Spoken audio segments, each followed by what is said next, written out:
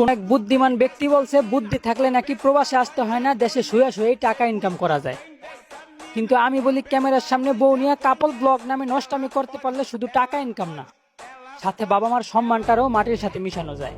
তো বলি তোর বাপেরা যদি দেশে ঘুষ না নিয়ে জ্ঞান বুদ্ধি দেখে চাকরি দিত, তাহলে হাজার হাজার মধ্যবিত্ত ছেলেদেরকে পড়ালেখা শেষ করে টাকার জন্য চাকরি না পাইয়া প্রবাসে এসে কষ্ট করতে হতো না। আর সমাজটা যদি কোনো যোগ্যদের দ্বারাই পরিচালিত হইতো, তাহলে তোদের মতন বউ ব্যবসায়ীরা কাপল ব্লক করে দেশটারে নষ্ট করতে পারতো না। বলি ভাই, মা 10 মাস 10 দিন গর্ভে রাখছে, তাই মায়ের শিক্ষা কোনোদিন খারাপ হইতে পারে না। তাই তোর বাবা মারে মানুষ গালি দিব, বাইসা থাকতে এমন কুকর্ম কোনোদিন করিস না।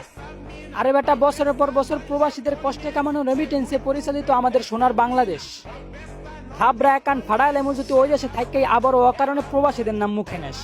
বলি বুদ্ধি থাকলে নাকি টাকা ইনকাম করতে প্রবাসে আসতে হয় না। হ্যাঁ বোকা।